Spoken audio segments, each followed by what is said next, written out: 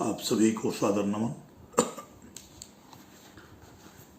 आर्य समाज अन्नपूर्णा इंदौर में आपका स्वागत है। कल्पना कीजिए कि आप अपने दोनों हाथों में पत्थर के दो भारी टुकड़े उठाए हुए हैं। हर टुकड़े का वजन 10-10 किलो है लगभग। आपसे कहा जाए कि आपको इन पत्थरों को लेकर दिन भर घूमना है, दफ्तर जाना है, परिवार के साथ बैठना है और रात को इन्हें लेकर ही सो जाना है। कुछ भी आप काम करेंगे, इन पत्थरों को रखे हुए ही करें। आप कितनी देर टिक पाएंगे? 1 घंटा, 2 घंटे? कुछ ही समय में आपके कंधों में भयानक दर्द होने लग जाएगा। आप थककर चूर हो जाएंगे और चिल्ला उठेंगे कि कोई मेरे हाथों से ये बोझ हटा दो। लेकिन क्या आप जानते हैं कि हम सब अपने दिमाग में इससे भी भारी बोझ लेकर घूम रहे हैं। वह बोझ पत्थरों का नहीं है, वह बोझ है हमारे छोटे बड़े झूठ का, हमारे पाखंडों का, हमारे सामाजिक दिखावे का। पिछले भागों में हमने समझा था कि सत्य को ग्रहण करने के लिए कितने बड़े आत्मिक साहस की आवश्यकता होती है और कैसे हमें अपने बने बनाए ढर्रे को तोड़ना पड़ता है। आज हम इस नियम के दूसरे और सबसे व्यावहारिक पहलू पर बात करने जा रहे हैं, जो हमारी मानसिक शांति से सीधा जुड़ा हुआ है, यानी असत्य को छोड़ना। हम रोजमर्रा की जिंदगी में छोटी छोटी सुविधाओं के लिए, दूसरों की नजरों में बड़ा बनने के लिए या किसी नुकसान से बचने के लिए असत्य का, झूठ का सहारा लेते हैं। हम सोचते हैं कि झूठ बोलकर हमने खुद को बचा लिया, लेकिन सच तो यह है कि हम उस झूठ के गुलाम बन जाते हैं। यहीं पर आकर हमें ठहरना होगा और श्रेष्ठ मानव समाज अर्थात आर्य समाज के चौथे नियम को गहराई से समझना होगा, जो कहता है कि सत्य के ग्रहण करने और असत्य के छोड़ने में सर्वदा उद्यत रहना चाहिए। वेदों के पुनरुद्धारक महर्षि दयानंद जी महाराज जानते थे कि जब तक हम अपने जीवन से कूड़े कचरे को बाहर नहीं निकालेंगे, तब तक वहां कोई दिव्य प्रकाश नहीं आ सकता। असत्य को छोड़ना कोई सामाजिक औपचारिकता नहीं है, ये अपने मन को मानसिक तनाव से मुक्त करने का शुद्ध विज्ञान है। आइए आधुनिक जीवन में फैले हुए असत्य के 3 बड़े क्षेत्रों पर सीधी चोट करते हैं। हमारा व्यावसायिक या कॉरपोरेट जीवन, हमारे पारिवारिक रिश्ते और हमारा सामाजिक दिखावा। सबसे पहले हम बात करते हैं सामाजिक दिखावे की, जिसे आज की भाषा में हैसियत का प्रतीक कहा जाता है, स्टेटस सिंबल। आज का मनुष्य केवल अपनी जरूरत के लिए चीजें नहीं खरीद रहा है, वह दूसरों को जलाने के लिए, दूसरों को नीचा दिखाने के लिए चीजें खरीद रहा है। जेब में उतने पैसे नहीं हैं, लेकिन महंगे से महंगा मोबाइल फोन किस्तों पर खरीदा जा रहा है। गाड़ी की आवश्यकता नहीं है, लेकिन पड़ोसी के पास बड़ी गाड़ी है तो कर्ज लेकर उससे भी बड़ी गाड़ी घर के सामने खड़ी की जा रही है। ये जो दिखावे की जिंदगी है, ये शुद्ध असत्य है, शुद्ध पाखंड है। हम वो बनने का ढोंग कर रहे हैं जो हम असल में हैं ही नहीं। और जानते हैं इसका परिणाम क्या होता है?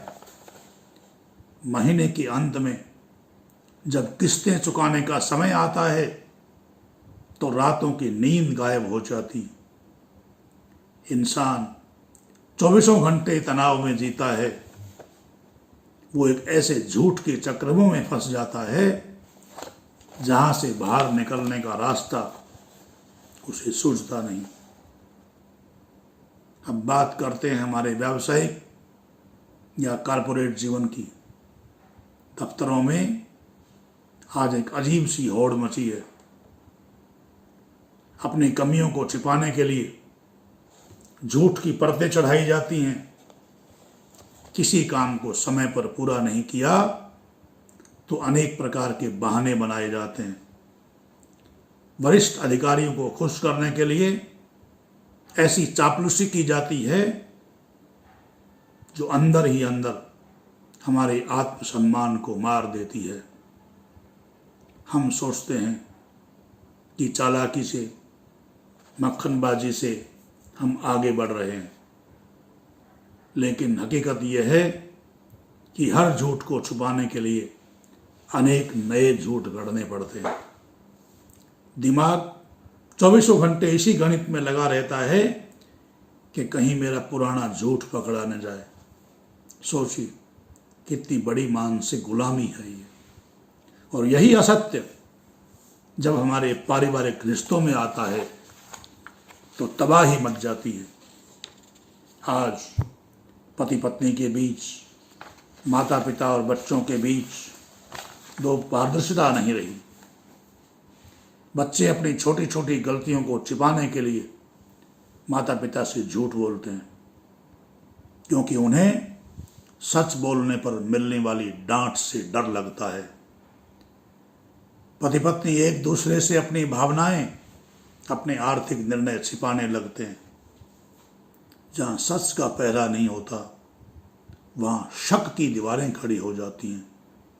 और जिस रिश्ते की बुनियाद ही असत्य पर टिकी हो, झूठ पर टिकी हो, वह एक न एक दिन हर भरा कर गिर ही जाता है, गिरना ही पड़ता है उसे।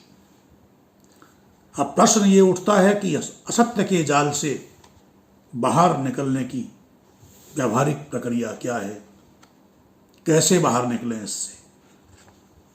आधुनिक मनोविज्ञान और न्यूरोसाइंस कहता है कि जब कोई व्यक्ति झूठ बोलता है तो उसके दिमाग के एक हिस्से को बहुत ज़्यादा ऊर्जा खर्च करनी पड़ती है। असत्य बोलने के लिए दिमाग को एक नया सच बनाना पड़ता है, उसे याद रखना पड़ता है और पुरानी कड़ियों को जोड़ना पड़ता है। इससे शरीर में कार्टिसोल नामक तनाव का हार्मोन बढ़ता है, इससे रक्तचाप बढ़ता है और मानसिक शांति पूरी तरह नष्ट हो जाती है। इसके विपरीत जैसे ही आप असत्य का विसर्जन करते हैं, यानी झूठ को छोड़ देते हैं, तो जादू होता है।